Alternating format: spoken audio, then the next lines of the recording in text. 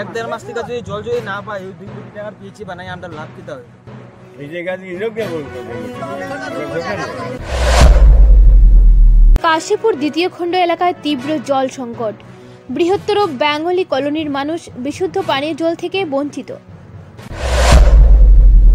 শিলচর শহরের নিকটবর্তী স্থান কাশীপুর দ্বিতীয় খণ্ডের বেঙ্গলি কলোনি এলাকায় বিগত 1 মাস থেকে বিশুদ্ধ পানীয় জল সরবরাহ বন্ধ থাকায় এই এলাকার কয়েক হাজার মানুষ পানীয় জলের সমস্যায় ভুগছেন। জানা যায় বিগত 1 বছর আগে এই এলাকায় একটি পিএইচির উদ্বোধন করা হয়, কিন্তু কিছুদিন জল সরবরাহ স্বাভাবিক থাকলে বর্তমানে পিএইচির বিদ্যুতের লাইন কেটে দেওয়ার ফলে জল সরবরাহ বন্ধ হয়ে গেছে। বিভাগীয় কর্মীদের সাথে অনেক যোগাযোগ করেও কোনো লাভ হয়নি। তাই আজ স্থানীয় জনতা একত্রিত হয়ে সংবাদ মাধ্যমকে জানান তাদের সমস্যার কথা। এখন প্রশ্ন হচ্ছে, একটি সরকারি প্রকল্প থেকে বিদ্যুতের লাইন কেনই বা কাটা হলো? হয়তোবা বিদ্যুৎ বিভাগের বিল পরিশোধ না করার জন্য বিদ্যুৎ বিভাগ থেকে লাইন কাটা হয়েছে, যার জন্য সাধারণ জনগণের দুর্ভোগ পোহাচ্ছে। তারা জানান, আগামী 1 সপ্তাহের মধ্যে যদি তাদের জল দেওয়া না হয় তাহলে তারা বৃহত্তর আন্দোলনে নামতে বাধ্য হবেন। এ ব্যাপারে বিষয়টি উপযুক্ত তদন্তক্রমে খতিয়ে দেখার জন্য বিভাগীয় কর্তৃপক্ষ সহ এলাকার সাংসদ সহ আসামের মুখ্যমন্ত্রীর দৃষ্টি আকর্ষণ করছেন স্থানীয় ভুক্তভোগী জনগণ। আসাম প্রাইম নিউজ 24/7 শিলচর থেকে শ্রীবাস দাসের রিপোর্ট। আপনার নামটা কি? আমার নাম হরিনাথ। আচ্ছা, আপনার এই এলাকার নামটা? কাশীপুর জিপি 6 নম্বর ওয়ার্ড। 6 নম্বর ওয়ার্ডে আপনার কি সমস্যাটা কি? সমস্যাটা হইলো, আমি এই এরিয়াতে যখন আই তো পাবলিক আমার দেখিয়া কয় যে জল আমরা তো প্রায় কয়েকদিন ধরিয়া প্রায় মাস দিন ধরিয়া জল পাইতেছি। ঠিক আছে, জল পাইতেছেন না, আমি জল মিত্র জিগাইব কি কারণে জল পান না। জল মিত্র জিগানির পরে পাওয়া গেছে যে এখানে ইলেকট্রিক লাইনটা ডিসকানেক্টেড।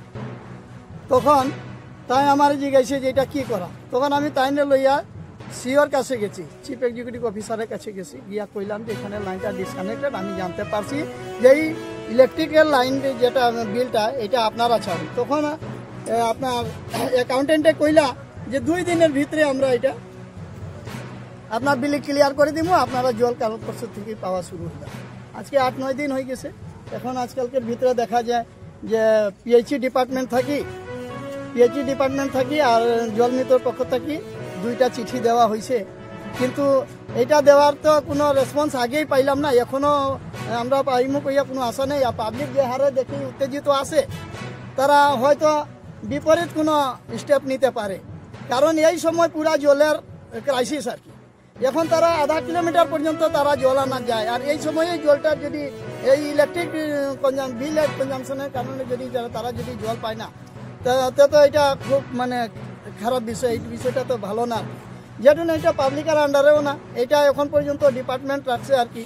হ্যাঁ, ডিপার্টমেন্টের আন্ডারে রয়েছে, এই কারণে আমরা ডিপার্টমেন্টের কাছে গিয়ে ক্লেম করছি।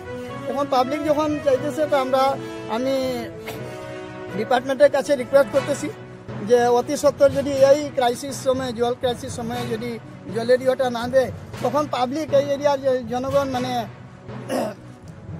কোনো বিকল্প নিব পরে তো অসুবিধা হইতে পারে। এখানে বিকল্প বলতে কি করতে পারে? পরবর্তীতে কি আন্দোলন করবে নাকি? হ্যাঁ, আন্দোলন করবো। তারা আন্দোলন করবে যে এখানে আমরা কি খালি পুতুল রাখা হয়েছে না মানুষের জল জীবন করার জন্য। হ্যাঁ, তারা এখানে তালা মারবে, এখনো তারা যে এইটা দায়ী তো সরকার যখন তার ভুলের জন্য যদি জল পায় না, তো এখন তার পাবলিক এটা করবো না। এই কারণে রিকোয়েস্ট করতেছি সরকারের কাছে যে তারা এই সময়ে যেটা জলের সমস্যাটা অতি সত্ত্বর সমাধান করলে। পাবলিকে খুব মানে উত্তেজনা, মানে ভাঙচুর করারও প্রোগ্রাম তারা যে মানে গিয়া তারা পিএইচি ভাঙচুর করবো, পরে জল মিত্র আটক দিয়া বাধা আমরা পিএইচি দিয়া আমার খালি জল লাগে, এক সপ্তাহের ভিতরে সিনিয়ররা আমরা জলের সমাধানটা করিয়া দেব, নাইলে এটা বহুত বড় একটা আন্দোলন। আর যে কন্ট্যাক্ট রাখছে তার এখন হিসাব মানে টাকা পয়সার কোনো সব বন্ধ রাখার দরকার, কারণ এখন এখানে সমাধানটা শেষ না হইলে এখন তার ইয়েটা কিতার সমাধান ও কিতার ভুল আছে কি শুদ্ধ এটা আমরা দেখার দরকার না, আমরা জল লাগে